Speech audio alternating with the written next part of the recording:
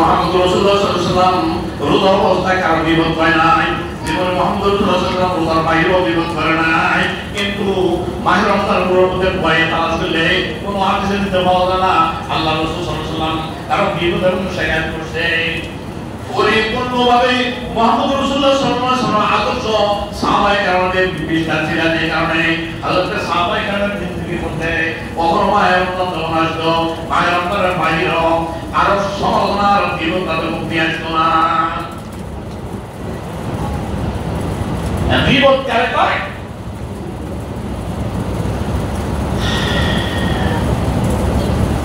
বিপদ এক বাক্যে বিপদ বলা হয় এমন কিছু বাসনভঙ্গি উপস্থাপন করাকে, যে বাসনভঙ্গি গুলো উপস্থাপন করলে বলে যদিও এবং তার থেকে সেটা ঘটনা ঘটছে, যদিও তার থেকে সেটা হয়ে গেছে, যদিও সত্য হোক, মিথ্যা তো কথাই নাই, যদিও সত্য হোক, কিন্তু সত্য এমন কথা তার সামনে বললে এ লোকটা শর্মিন্দা হয়ে যাবে, এ লোকটা লজ্জিত হয়ে যাবে, এ লোকটা শিরশর্মিন্দা হয়ে যাবে।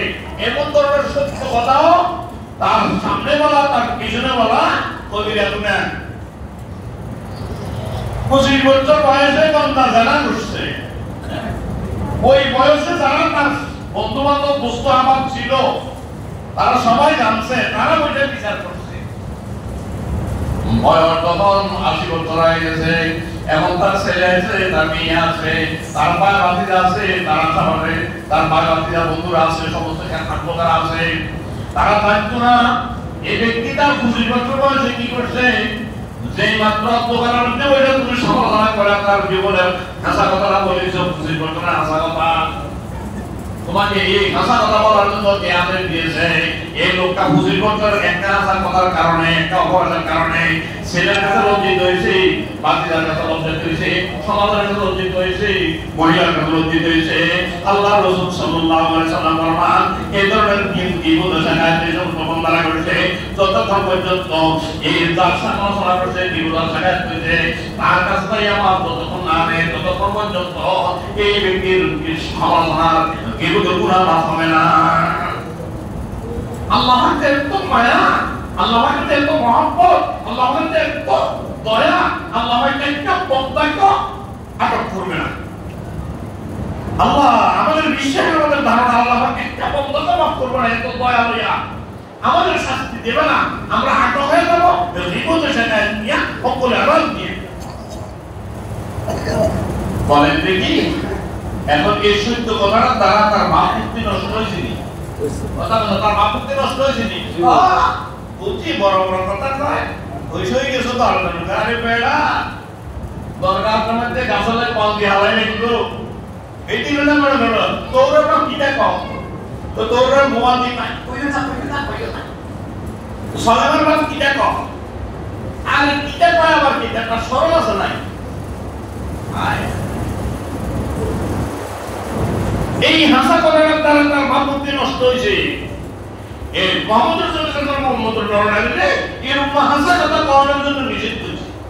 এই হাসা কথাটাও করিও না, এই হাসা কথাটা জানেন না। আবার বুঝিয়েছে আল্লাহ রাসূল সাল্লাল্লাহু আলাইহি ওয়াসাল্লাম সাহাবাদের সামনে কি দিলেন? একটা বর্তন ধরলেন, তিনি বমি করে দিলেন, আর দেখলেন যে কাঁচা কাঁচা গোশতের টুকরা। জিজ্ঞেস করলেন, আপনি গোশত খাইছেন? জিজ্ঞেস সদ্য গোশত খাইছেন? সাহাবী বললেন, আমি বহুদিন যাবত গোশত খাই না। তাহলে কাঁচা কাঁচা গোশত খাওয়ালো। আল্লাহ রাসূল বললেন, সে তোর হায়াত আল্লাহর গোশত খায় না, কিন্তু সে তার দিনী ভাইয়ের গোশত খাইছে। দিনী ভাইয়ের গোশত খাইছে, তার মুসলমান ভাইয়ের গোশত খাইছে। তোমার বলবে সমালোচনা করতেছে, সমালোচনার কারণে তার রোজা দুর্বল করিয়া দিচ্ছে। গোটা উম্মতের জন্য শিক্ষা, এই রোজা রাখা অবস্থা বা রোজার বাইরে কারো বিপদ শেখায়, কারো অপরাধ যদি হয় না তারা ইসলাম করে দিতে ইমাম সাহেব এটা বড় মাথা থেকে ভুল করিয়া দিচ্ছেন। এরকম বলতো আমার দ্বারা করা ঠিক না। ইমাম সাহেব সাবধান হয়ে গেছে। এটা প্রতিদিন যদি আপনি এটা গাইয়ে গাইয়ে গাইয়ে কান্দির ঘোড়ার মতন শুধু গাইয়ে গাইয়ে এইটা লাগলেন, তার ভাবমূর্তি নষ্ট করেন, এটা তো হলো ইসলাম এই জিনিসটাকে শিখতে দিতেন। তো এবার একটা কথা বলেন, খুতবার সময় আমার হয়ে গেছে, এখন চিন্তা করেন এই মানের গুণাগুলো আমরা করি কি করি না? এই মাইনের গুণ আমরা করি কি করি না? আরে খালি হক করে এবং শোনার পরে দিয়ে গেলাম, যাওয়ার পরে দিয়ে বললাম যে চাচা আপনি আমার কাছে 50 টাকা পাইতেন, 100 টাকা পাইতেন, আমি আপনাকে দিতে পারি, এখন বললাম মাফ করে দেন, মাফ করে দিন, আমি মাফ করে তো জানছেন না। আপনি কি জানেন চাচার মাইনের বিয়ে যদি ঘটনা কিনে করছে পেলে কেন মাফ চাইব? আপনি কি করতে পারেন? চাচার হোলা খুব বিব্রত অবস্থা আপনি সত্যতা কি আছে আছেন? আপনি আঙ্গুল দিলাম লাগিয়ে কত বড় ক্ষতি করে দিচ্ছেন। মানার একজনে করছে আঙ্গুল দিলাম চাচার হোলা ডুবে দিচ্ছেন। এরকম অপরাধ আন্দারা হয়নি না হয় না? হয়। আপনি সেটা লাগিয়ে আনেন আর একটা গরু পুরাবার দেখছি ভালো মানুষ আপনি আনেন ঠ্যাঙ্গে লাঠি দিয়ে আসতে দুর্গা সাপ দিয়া দৌড়ে ছেড়ে দিচ্ছেন, পুরাটা উড়ে দিচ্ছেন। এই গরু লইয়া আরেকটা তরকারি গিয়ে মনে যা মুলাজাম ছয় তো বাড়িতে তো সব মনে কারবার করেছি। বিকাল বেলা 3 গেলার মানুষ উত্তরে বলে তুলেছে। তার মানে এরকম পরিস্থিতি করি নাই। হ্যাঁ, জীবনে কোনোদিন কইছি এই কারবার যেন করছি যার কাছে করছি হ্যাঁ ওদের মাফ চাইছি কেউ? আর জীবনে আমি দেখতেছি না, আমি তো করি সেটা লাগিয়ে আনি একটা রাতে দিয়ে আমি তারা দিছি কারবার শেষ। আন্তামানটা গুণা এটা আল্লাহ মাফ কেমনে দিব? আন্তা শিলে যদি আরেক করিয়ে হেউরিকে যা কম লাগবে তুমি আন্তা শিলে দিও তরলা দিয়ে বয়সে দিব না দিয়া এটা আমি মুখে রয়ে গেছি। এরকম কথা ভাঙিছিলি কই মাফ নয় না মানুষ যদি না পালা এর দ্বারা সমাজে বরকত না দিব, আর যদি না থাকে বলা আগুন লাগছে।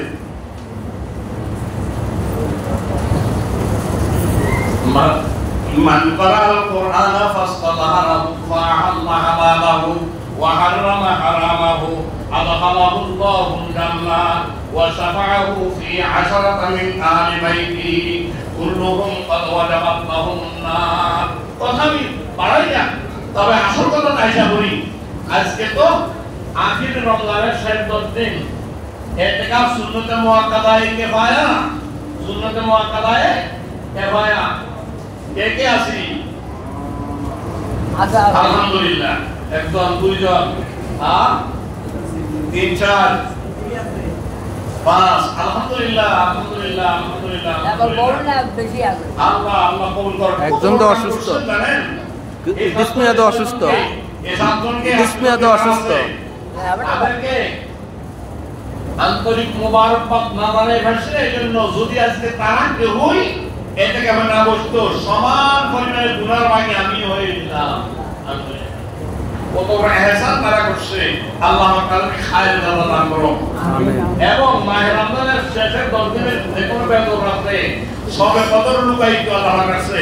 তাহলে আমার সন্দেহ আছে সবে কদর পাই না বা পাই সন্দেহ আছে, কিন্তু এই মুতেকাম ব্যক্তি যে ব্যক্তি আছে যারা এটা করবে তাদের মধ্যে কোনো সন্দেহ আছে তারা এটা পাইতো না সবে কদর পাইতো না এরকম আছে না?